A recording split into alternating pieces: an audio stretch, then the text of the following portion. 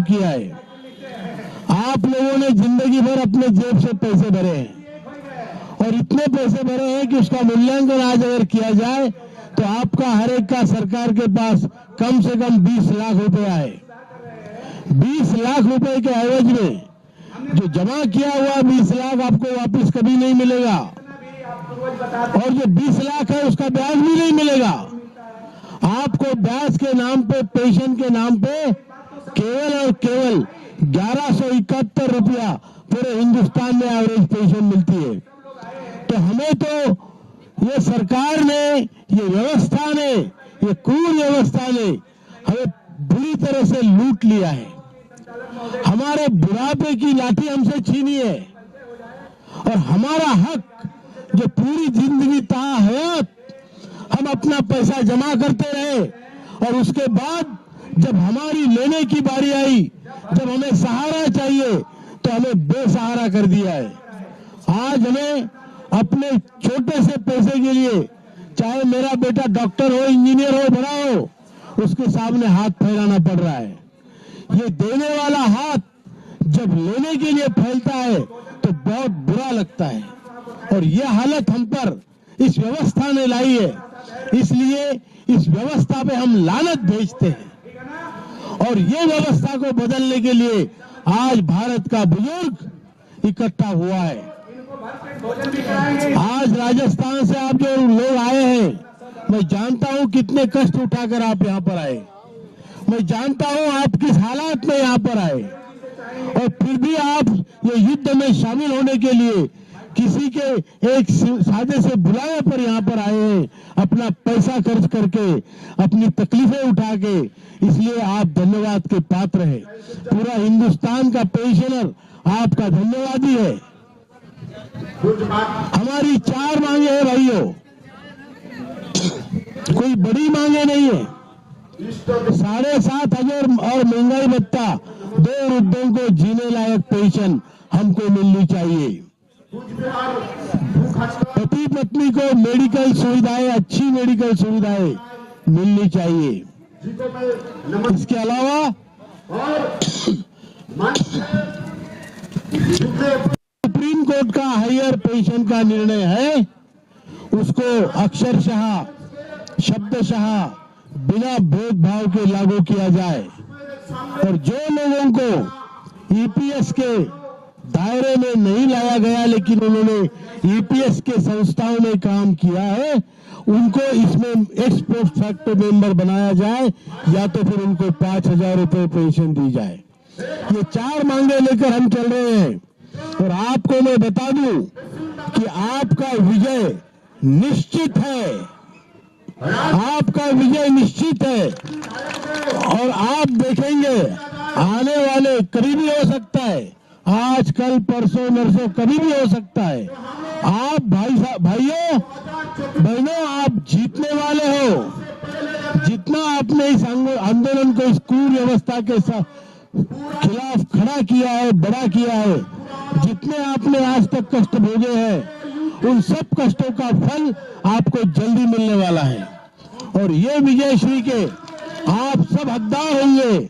आप सब इसका श्रेय लेंगे क्योंकि आपने ये आंदोलन खड़ा किया है। ये दुनिया में एक उदाहरण है कि बड़े बूढ़े लोग, 60 साल की उम्र से ज्यादा लोग इकट्ठा होकर, बिखरे हुए लोग इकट्ठा आकर, बिना जाति धर्म का दोष दिए हुए, बिना जाति का, बिना धर्म का कोई वहां पर वाद किए हुए इकट्ठा आकर आपने इस सिस्टम को झुकाया है और इस सिस्टम से आप वो ले रहे हैं जो आपका हक है। ये बहुत बड़ी लोकतांत्रिक लड़ाई आपकी रही है और इस लड़ाई के आप विजेता है, विजेता होंगे, निश्चित होंगे। लेकिन अगर खुदा न खास्ता हमारी मांगे पूरी नहीं होती तो क्या आप त्याग और बलिदान के लिए तैयार हैं? अगर हमारी, मुझे यकीन है हमारी मांगे पूरी होगी। मोदी जी ने 2 बार गारंटी दी है, लेकिन खुदा न खास्ता अगर ना हो तो क्या हम अपना बलिदान देने के लिए तैयार हैं? इसी जज्बे के साथ हम ये यहाँ से प्रण लेके जाएंगे कि जो जैसे हमारे हीरालाल जी कर रहे हैं, टीपीएस चौहान जी कर रहे हैं, वैसे हम सब लोग संगठन को मजबूत करेंगे, बहुत बड़ा मजबूत करेंगे कि आगे आने वाले हमारे जाने के बाद भी किसी वृद्ध को इस देश में ना घर में ना बाहर कोई भीख मांगनी पड़े, वो स्वाभिमान से जिए। ये हम वृद्धों का सम्मान उनको देना चाहते हैं।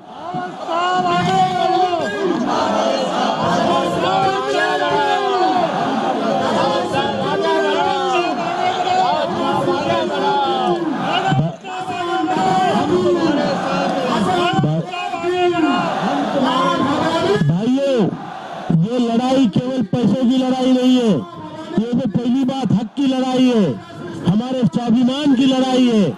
हमने जिंदगी भर जिन बच्चों को लंगोट से, चड्डी से लेके, किताबों से लेके, उधार लेके पढ़ाया, उन बच्चों के सामने हाथ फैलाते हुए आज हमें शर्म आती है। और हमें एक बार हमने बच्चे को पूछा, वो एक बार पैसा देगा, दूसरी बार पूछा मुझे मीटिंग में जाना है 500 रुपए चाहिए, तो उसकी बीवी उसको बुला लेती है। पहले जब हम काम करने वाले थे, सैलरी घर में लाते थे, तो पहली रोटी हम खाते थे, पहली रोटी खाते थे, उस पर घी तेल पड़ता था। आज जब हम 1000 रुपए घर में लाते हैं, तो उस घर में हमारी कीमत किसी झाड़ू या पोछे से ज्यादा नहीं है। हमसे सब पोछा लगवा लिया और निचोड़ के हमें सुखा दिया गया है। घर में, समाज में और देश में हमारी हालत बदतर हुई है। हम चाहते हैं कि देश का बुजुर्ग, इस देश का मजबूत बुजुर्ग जिसने देश को बनाया है, वो देश के, घर के, समाज के निर्णय क्षमता में, डिसीजन मेकिंग में हिस्सा हो, उसको कोई लांग के मत जाए।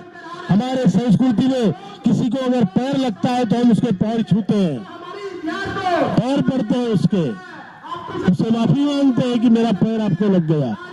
ये सिस्टम तो हमें लांग के जा रही है, लेकिन इसके आगे जो हमें लांगेगा उसको हम टांगेंगे। मंजूर है? मंजूर है? अभी यही जज्बा लेके हम घर जाएंगे, अपना संगठन और मजबूत बनाएंगे और अपना अधिकार लेके रहेंगे। ये देश किसी और के बाप का नहीं, हमारे बाप का भी है, हमारा है। और हमारे देश में क्या होना चाहिए, इसका निर्णय भी हम सब मिलकर लेंगे, कभी भी लेंगे, कैसे भी लेंगे और हमारा हक लेके रहेंगे। जय हिंद। 2 नारे लगाएंगे। भाइयों, हम लोग कामगार हैं। लोग जो राजनीति कर रहे हैं वो धर्म के नाम पे, जाति के नाम पे लोगों को बांट के कर रहे हैं। हमारा जो संगठन है उसमें ना धर्म है ना जात है, इसमें ये कर्म का रिश्ता है, ये कामगारों का रिश्ता कर्म का रिश्ता है। और इसलिए हम एक नारा लगाएंगे, हम सब एक है।